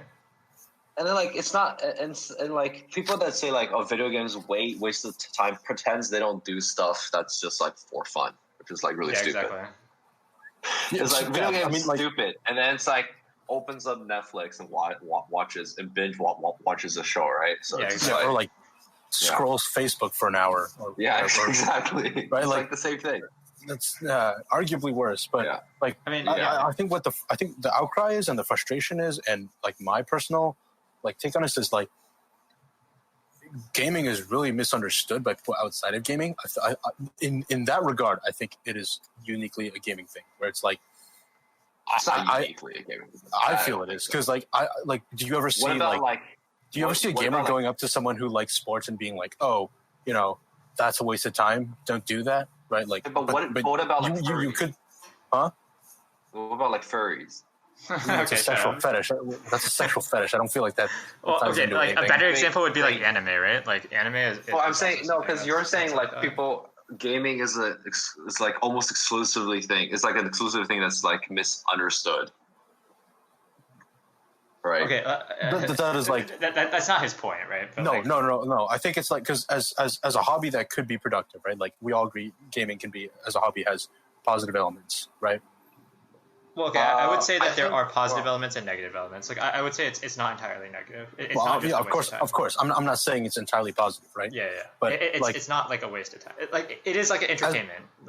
As a hobby with positive elements, I feel like it is like I mean not the only one, but a big one that is misunderstood by people outside of that hobby, right? And the example I bring up is that you don't see a gamer going up to like someone who likes sports and being like, right, but oh, why are you doing that? There are other things that are, but there are other things. You're comparing your example is sports, but there's so many other things that are misunderstood. Right? I mean, yeah, your example is like furries, but like I'm not entirely sure how that. Well, no. Okay, I think like, anime is actually also, I guess also clarify for me, like, is furries like a hobby? I thought it was like a fetish. Like, what? Well, yeah, but my point is that it's something that like people like identify with and spend time on, right? But I mean, I only gave. I guess you could put that under like the umbrella. You could put that under the cosplay umbrella. In which case, I think there are positive sides to cosplay too. Yeah, I mean, I think cosplay. Sure, I mean, there are a lot. My point is that there's a lot of things that are like misunderstood by like quote unquote normies, right? Yeah, fucking normies. That's what I'm saying. Right, it's like okay, it can be like another example would be like metal music, right? It's like you say metal and people just think like screaming and stuff, and that's it, right? Yeah, but I feel like gaming has it bad. Like gaming definitely does. I think it's also popular too, right? Like metal and furries is like less. It only feels worse because it's like it's really popular and it's like it's like the most like mainstream thing that's still seen. It's specifically targeted. It is why it's still specifically targeted, even though it's still like so big. I mean, like, people outside of gaming don't get it. You still have like politicians being like, the violent video games cause violence. Which is like just fucking retarded. But like they'll say it anyway, right? Like they'll say it all the time. I mean, right? Like but like I think they won't. Well, okay. I mean, I would say that anime is like very similar in that regard. Dude, we're just depressed, Michael. We have to rise up. Okay, well, I wouldn't go that far, but Gamers I think and it's video just game nerds. it's just that like in general, people aren't like slow is changed or slow is change. Change is slow to happen. So in general, like the people who are in power right now, or people who are in the media who have like a lot of like a big voice, haven't been through this. Like it's like kind of past their time or whatever. Yeah, maybe like when our generation grows up to be the generation in charge, then we won't have that. Yeah, like people, like Right. In our generation, it's very normal for people to play games. It's actually like, you know, people in college or whatever, like if you talk to most people in your college, it would be more weird if somebody has never played like a video game, right? Or like they don't understand why people would play video games. Like that is very weird in the current. I wonder what the next frontier is going to be. What's the stuff that we're not going to understand as boomers? I don't know. VR, whatever, and be like, yeah, exactly. So, back in my day, my video games had physical inputs. so like for that's like the same kind of thing where, or like in like 30 years or whatever, when it's or like dude, maybe it'll be AI sooner. girlfriends. Yeah, maybe it'll be AI girlfriends, dude. Whatever. If my son had an AI girlfriend, I'd be like, I don't know, man. I mean, next gen does next gen, but shit's weird from the boomer perspective. But yeah, exactly. So like I think like when it'll take time, right? I think gaming is still relatively new, especially in comparison to a lot of these other hobbies that you're comparing it to, right? Like compared to sports, compared to like, you know, watching TV or whatever, it's still a very new hobby. So like in like 20 years in like whatever, then it'll probably like the societal expectation of like what gaming is and what gaming means to everyone, it will be different. So conclusion, Joe Rogan bad. Uneducated. Freaking, oh man, I saw this. I'll send this video to you guys later. But basically, it was Elon Musk and Joe Rogan going on like a Rick and Morty style adventure. It was so funny, dude. Okay. I'll send you guys my god, later. so close to killing the Tangrel. Motherfucker. It has like 2 hits left, but I can only hit him once more because then. Unlucky. Oh my god. Unlucky. He's paralyzed as well. Maybe he will be paralyzed and can't move. Let's see. Yeah. No! Alright, fuck it. Never mind. Okay, so Alright. the last topic I want to talk about today was in relation to a recent episode of ReZero that came out, episode 4. And it is about getting emotional when consuming media. So like when watching anime, when playing video games, when watching TV shows, whatever it is, do you guys ever get like emotional, like actually very like cry or whatever? Used to, I guess. The last time would be a long time ago. But rarely. Do you want to talk about the specific episode first, and branch off into sure. broader discussion? I'll talk about the specific episode first. So basically, spoiler warning, but ReZero, season 2. So he went into so the main character is Subaru, Natsuki Subaru, has kind of he goes into a trial, and the trial inside the trial he has to face basically his demons of the past, which are not really explicitly said, but it's like he is basically like his previous emotional baggage, because this entire show is basically about fucking over Subaru. Like, yeah, exactly. So the big thing is that he feels like he disappointed his parents, because before he got transported to another world, he was like a shut-in. Sure, he was a shut-in. So he didn't go to school, and you know, I feel like that part was like a little bit more contrived, which I think like was I'm surprised he didn't have any issues with, but yeah, like he feels like he'd let down his parents, and then he never really said goodbye to them because you know, he just kind of got. I mean, he never got a chance to. He never got the chance to. He literally walks out of the convenience store, blinks, and then he's in another world. Yeah, exactly. So like, but that haunts him, right? So they're kind of his demons of the past, and so he has to confront them in this episode. And so he meets with basically his parents, they aren't actually his parents, but like I guess spiritual projections of his parents, or whatever it is. I don't really understand, but through Echidna's magic, his parents are recreated to.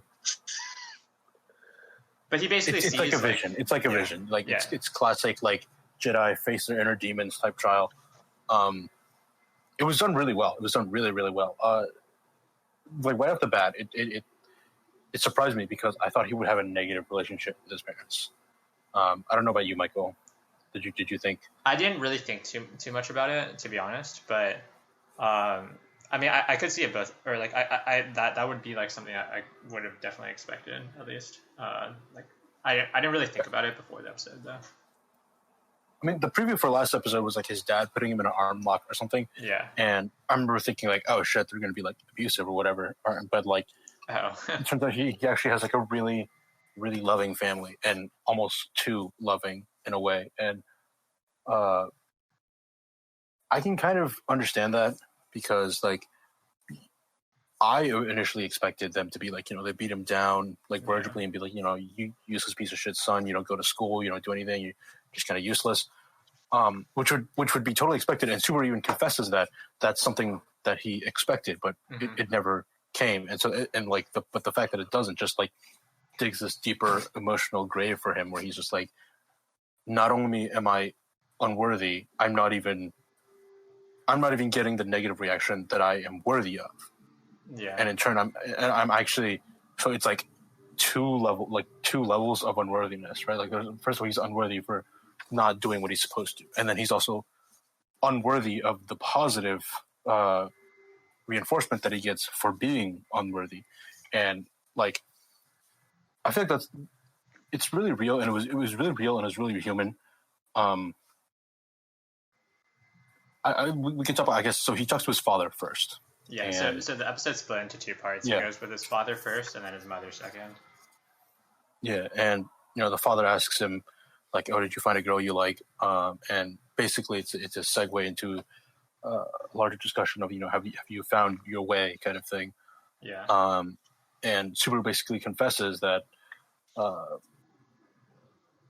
their love was almost suffocating in a sense. That was the impression I got. That he's under the weight of the expectations of his father, right? Because all the neighbors and his classmates, whatever, they say, "Oh, you're definitely so and so's son, right? Like you're definitely the he feels expectations, son, right?" He feels expectations, and it kind of makes him end up friendless, right? And but and I think the most poignant line is when he basically says, like, in this world, I'm just Natsuki Subaru. I'm not the son of Natsuki Keiichi, right? Like he doesn't have that baggage with him, and I can relate to that a lot. I mean, that's one of the feelings of freedom that I like about going to college, is that I don't have to be anyone but Skylar, right? And like everybody else, basically, there's like, I go by two names, right? Like, and Skylar is what everybody calls me. But then there's the name that I go by with my family. Yeah, and so right. Well, Sky Dragon here. Fucking exposed, but yeah. But yeah, and so like back home, I have to be that person, and then in college, I feel more free to be my own person, which is definitely the feeling that I empathize with for Subaru, right? Like he doesn't have to be the Natsuki son. He doesn't have to be the the spitting image of Keiichi. He can just be him and find his own way in a sense. That really hit me. I think like also the fact that his father's really accepting of it the whole time is and like that really just eat at you if you just get showered one-sidedly with positive emotion and understanding. And it makes you feel worse in some cases.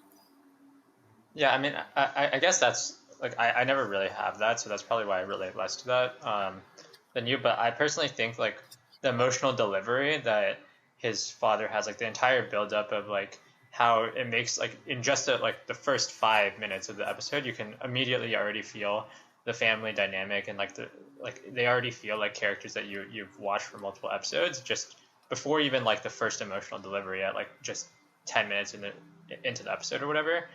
And like the thing that I thought was so brilliant about this episode was like it really feels like Subaru is like, or they address it in the episode itself, but like it definitely feels like you can see the aspects that he takes from his mom and the aspects that he takes from his dad, right? Like he takes like the carefree attitude from his dad that like you see displayed throughout the show, but and then you also see like, you know, the unwavering emotions and like the continuing to pursue like hard work and like all of the stuff that like you see throughout the entire show up until this point, like it's reflected in his parents, which is like part of why I think it's like so brilliant. And like I think all of the emotional moments that in the show, or like in this episode rather, it were like so well done, like the music and, you know, the entire setting and like the build up and like the way that, you know, the I have to say, like, ReZero does like the crying scenes with Subaru. They do it so well. Like, I don't know what exactly it is about it, but like whenever he cries, it just like it feels so much more real than in any other anime to me. I mean, because it legitimately feels like those are situations where you would cry, right? Like, yeah, it's not cheap. Like those moments are definitely earned by the show. This voice actor definitely does like a great job selling it. Like, yeah, I don't know his name, but good job. For sure. that feels kind of hollow if I don't know his name, but I don't remember the music standing out that much. To me, it was really the dialogue and the rawness of it. Like his feelings came out and they were kind of messy and they weren't structured and they were like they had to be coaxed out of him. And it's also something that, you know, like the obvious comparison you can draw is with episode 18 in season 1, right, with Rem, and she has that really powerful speech. But an interesting point of contrast for me is that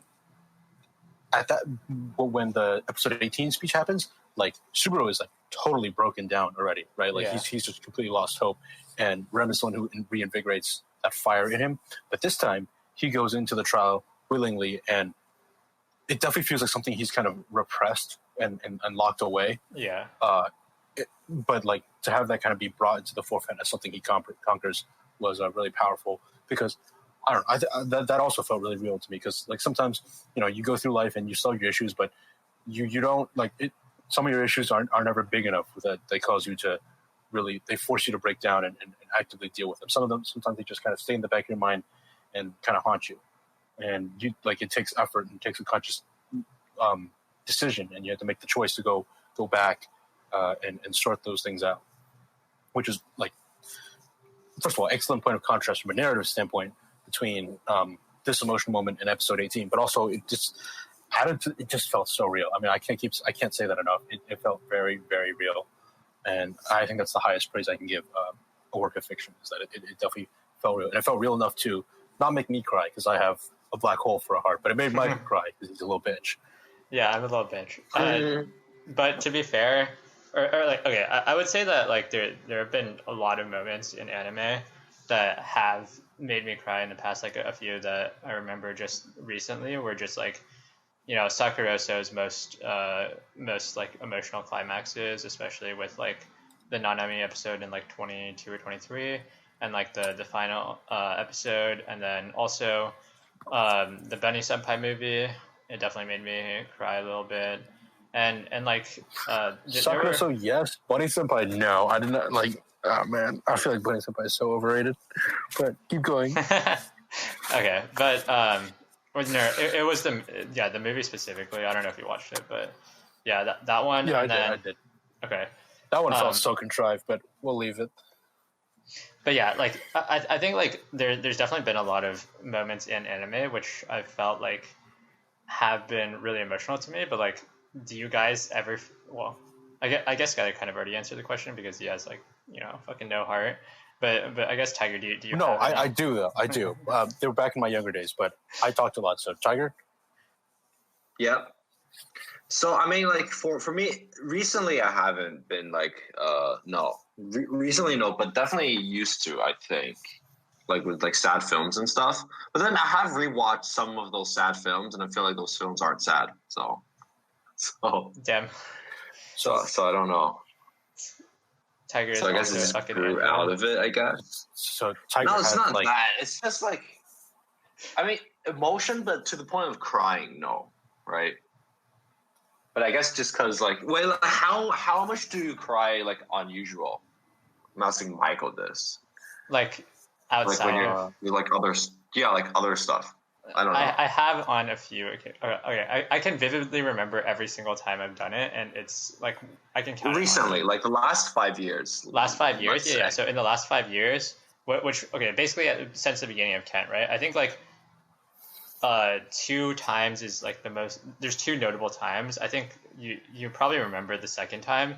The first time was like I got into like a huge argument with fucking like Dr. Nadir and Oh no, I robotics. know this. You told me about Yeah, this. and I like fucking broke my hand. Right. Yeah. Right. So that was the first But I time. guess The my point second is, like, time, I don't really cry in real life either. So it's not like it's just like I don't cry when there's sad films. It's like I don't really cry in general. Right. Tiger's Manly heart man is just here. a brick, just doesn't move. Well, I mean, what about you, Skyler? I cry a lot. I guess Wait, really? relative to you. So in terms of media, so I remember. Okay, so the first anime that actually ever made me cry was Angel Beats, and that was way back when. There's also watched Steins Gate, by the way. Beats. That's actually an anime I've watched. Okay, so Angel Beats, the ending really made me tear up and cry. The graduation scene, oh man, Yeah. that hit me. Gurren Lagann didn't make me cry with sadness. It made me cry with like pride, almost like towards the end of the series. I was like, that kind of like fuck yeah energy. Steins Gate, the episode 23 or whatever it was, the decision. Did you cry there? I did, for the record. No, that one hit me, but I didn't cry. I'm trying to think of Sakuraso. I came close. I think the finale for Sakuraso, like the whole graduation scene. Yeah. So I rewatched Sakuraso recently, and I didn't cry this time, but I think that was just because I was expecting it. I think I teared up my first time, and then any other anime recently. No, I mean, like, I can recognize really strong emotional moments, like the new recent ReZero episode, but that didn't make me cry. Actually, there were a few YouTube videos that made me cry. I think like one was like an AMV tribute to Iron Man, and like because I basically grew up with the Iron Man, like the 2008 Iron Man movie, and then like all the way up to Infinity War and Endgame. Actually, we could talk about Endgame at some point, but I didn't really like Avengers Endgame. But the thing came out around like soon after Infinity War was released, and it basically chronicled like the whole Tony Stark journey, and I cried for that one. I was like, "Fuck!" Like that hit me. And then another one was I think black-hearted as he paints himself to be. I think another one was a Darth Vader video that like basically the editing was really well done. It was like much more emotional than the actual prequels, but it like really showed how tragic the story of Darth Vader really is. I think is the best way I can put it. Wait, what? You wait. Okay, all right. Yeah, and then Sure. Yeah, those are the ones that media made me cry. Like personal life, we'll leave it at that. Personal life is mine. Wait, what's your 100 million subscriber crier reveal?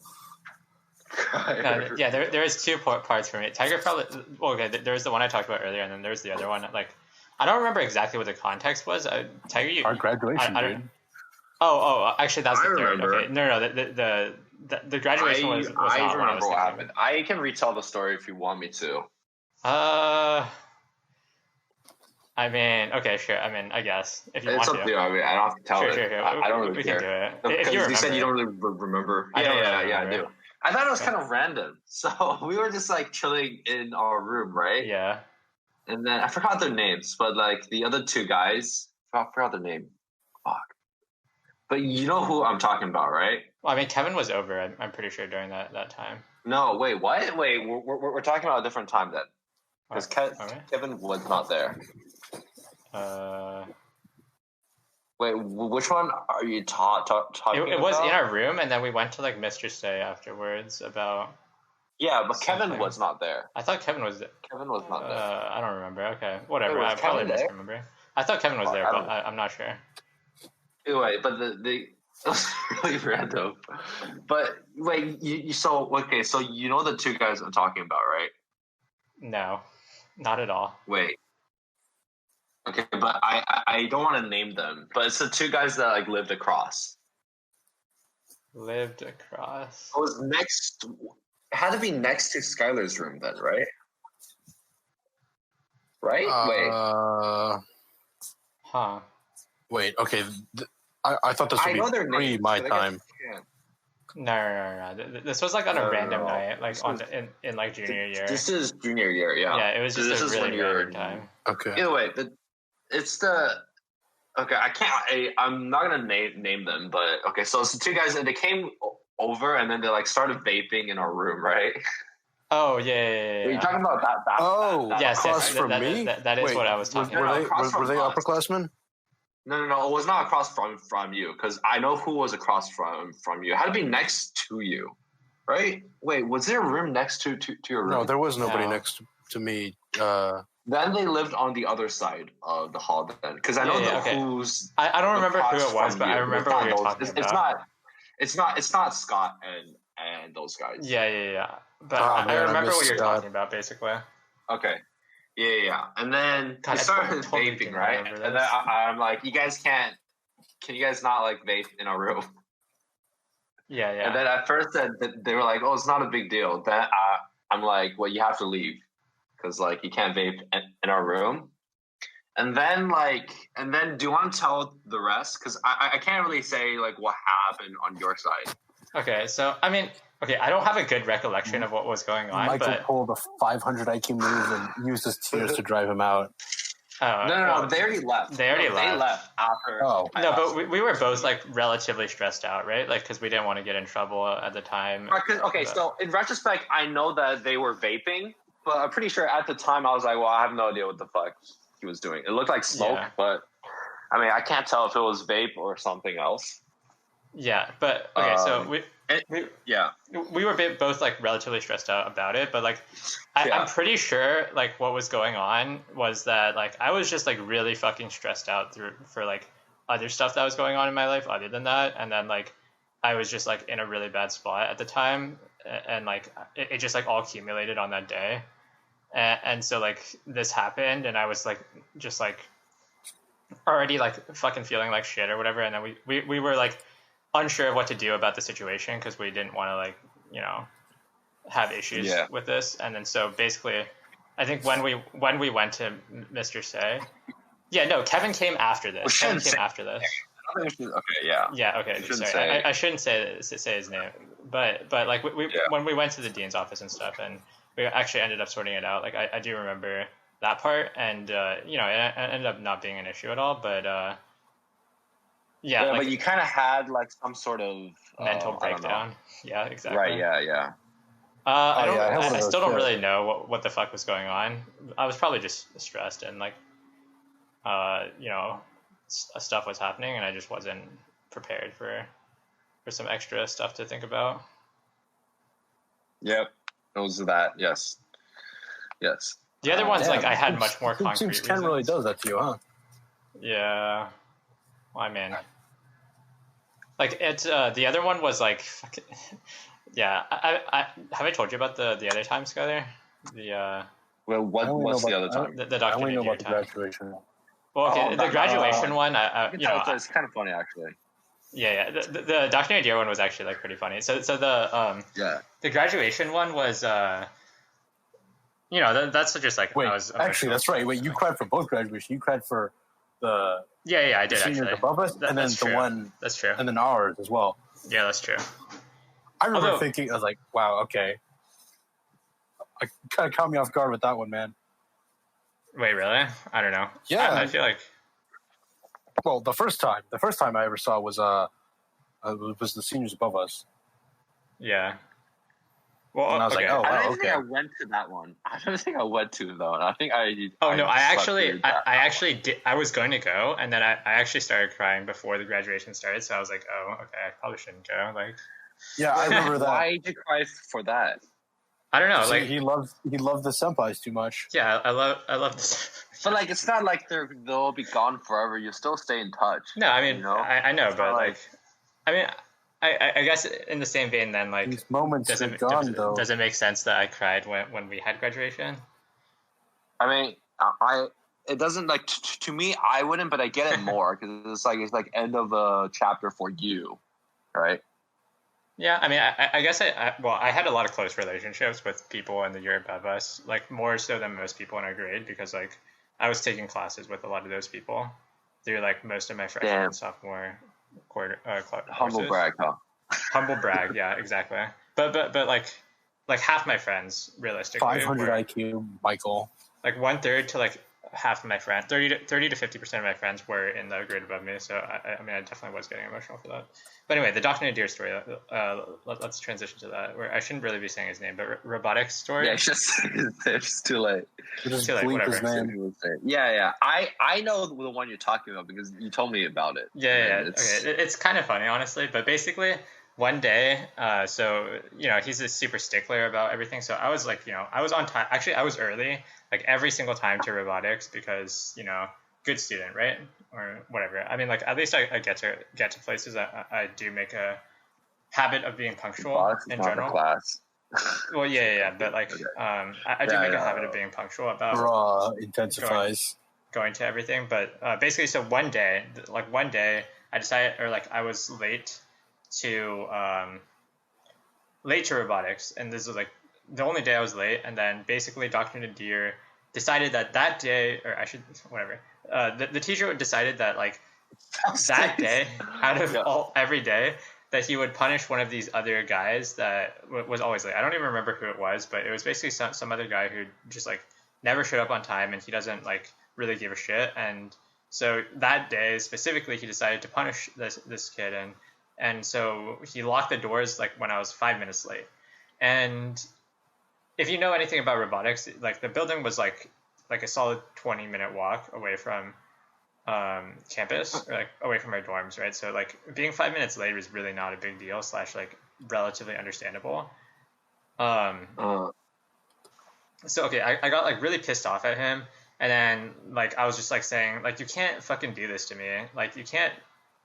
So he was basically told me that I had an absence for that day, even though I went there. I feel like that's kind of is that against the rules? You can't. I don't know if say it's against absent, the rules, but but like, literally not, right? I You don't can know. mark him down as late. Yeah, but basically he told me that he was giving me an absence and I should go home. Which, if you know anything about our absence system, it basically, I would like, I didn't want to get absences on my record, and like the ones that I did want to have on my record were from fucking chapel, because like fuck chapel. Dude, right? to be fair, you could have taken that because you were allowed 5, right? God. So you could still have the 2 chapel absences and then take the robotics. Yeah, maybe, but I don't remember exactly what the context was, right? But like, exactly, or like it doesn't really matter. But basically, the point was that he's told me he was going to give me an absence, and I got really fucking pissed. And basically, I have like a kind of an emotional trigger. Like when I get really, really angry, I also like start crying. I don't really know why, but it's just like an emotional that's pretty trigger. common. That's common. Okay, okay, if you say it's common, then that's why. But like, yeah. So, if I so basically, I got really fucking pissed, and then like he locked the door to the robotics room. So like he locked us out into the hallway of that facility. So like there's like the robotics room, and that door is really, really hard. So what I did was I fucking smashed my hand against the door, and then it broke. Dude, you know what you should have done? You should have like called the campus security, be like, "Oh, it locked me out. Can you just unlock this door for me?" Well, okay, I was clearly not in my fucking right mind, right? So I smashed yeah. So I smashed my hand against that door, and it broke a few bones in my hand. What? Wait, I didn't hear about that. Yeah, so in my wrist, like in my wrist, the like there's like a few bones connecting like your arm and your wrist, or in your hand, right? And like in that wrist, like there's a lot of small bones in that area. So when I smashed my hand against the door, it broke like 3 or 4 of those bones. Oh my God. It wasn't like that serious. and it didn't like inhibit me that much, but that was like the first time I broke bones in my life, and yeah, that was the reason. Because wait, so did you know it was broken? Like, could you feel it break? No. Like, I only found out afterwards.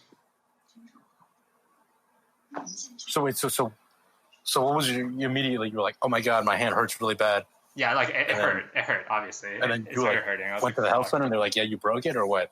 No, I was still there, like fucking yelling at him, and then he literally fucking dragged me outside the facility and like locked me outside the robotics room. And then I was like, after like fucking calming down a little bit, I don't remember exactly because I was like, you know, not in my right state of mind. But like at some point later, I went back to the health center or something, and I was like, got it taken care of eventually. But oh my god. Yeah, I mean, you know, I'm not exactly like the most mentally stable person. Wait, now that makes me want to talk about like my robotics building punching event. What? In retrospect, wait, can I just say this? I think in retrospect it's really funny because like we all know like none of that shit like even matters No, it doesn't at all. At all. It doesn't Yeah. at all. So it's just like it's pretty funny. In the moment, it feels like it matters. It really does. Yeah. That's how it escalates to that point, right? Like I think I had a similar like anger issue thing in basketball once. I don't know if you were there, Tiger, but like I started yelling at fucking, I don't know. some bratty kid. I think his name was like Lewis or something. And then like he was not. Wait, no, I was there. Yeah, I was there. Yes, I remember this. Well, I also remember the second time you broke your wrist in basketball. Oh yeah, that was yes. Yeah. What happened? Did you like hit the ball like I remember that. or something? Yeah, I can't remember. I would choose No. you. Like, I said you couldn't. I don't know exactly what happened, but I passed out, right? Like, and then right. I was told I can't remember what you were doing. No, we were doing. I think we were doing exercise. some sort of training. Yeah, we were doing some training. I don't know exactly what broke my bone. Or I don't know. Oh no, I remember now. Bear walks or whatever. We were doing squats. We're doing squats, then bear walks. Bear walks, yeah. So I don't know exactly like crab walks or something. Yeah. And then also like. I assume it probably was the bear walks or whatever. But I mean, I didn't notice because that was not what I was really thinking about. But like, I passed out first, and then afterwards they discovered that I broke some bones at the time. But yeah. Dude, we were like, you took that way too seriously. I don't know. I mean, I definitely did, but it was like because that's pretty funny. Yeah. I mean, I don't have like a strong physical body, so the only really thing that I have going for me is that like I'm able to push myself past like my limits, like past his limits. More. No, but it's not like it's not really like a good thing because like I don't have very high limits, and then when I do, like, because even though I was like pushing myself, I was still performing like significantly worse than like everyone on the team, right? Like physically, I'm like not strong. I mean, it's basketball, right? Yeah. So there's a lot of yeah. And so basically afterwards, after the training ended, I like sat down and then like everything got like really dizzy, and then I just fucking passed out, and then they discovered I broke some bones at some point. It was like a lot of the same bones in the bottom of my wrist. Actually, I think it was the bottom of my hand. I think you could Chad. But yeah. Yeah. Well, we should start wrapping this up, I think, because we are way past time again. Telling my fucking Kent, you know, I don't know, what do you call it, embarrassing stories. I'm not really that embarrassed. Not embarrassing, or some of them are embarrassing. When actually, these aren't embarrassing. Are they not? Right? One that you passed out. We should probably bleep the names. Yeah. I mean, if Tiger wants. Do you want to do that, Skylar? Because I'm definitely not doing that. It doesn't matter that much. Like, they're all people that. I'm not doing that. So. All right. Well, it's not my personal info. I mean, it's not mine. I mean, it's not ours either. To be fair. Yeah, it's not ours. Dude, watch that teacher send you a strongly worded email to take this video down. Yeah, we're just gonna get fucking sued or whatever. Like, whatever. Okay. We'll just take it down. Yeah. Who the fuck? Yeah. All right. Thank you guys for watching episode 6 of the podcast. I hope you guys enjoyed. We'll be back next week for more spicy stuff. You can listen to us talk about our shitty lives or whatever. And with that, this is the end of the episode. Thank you guys for watching. Sayonara. Bye, guys.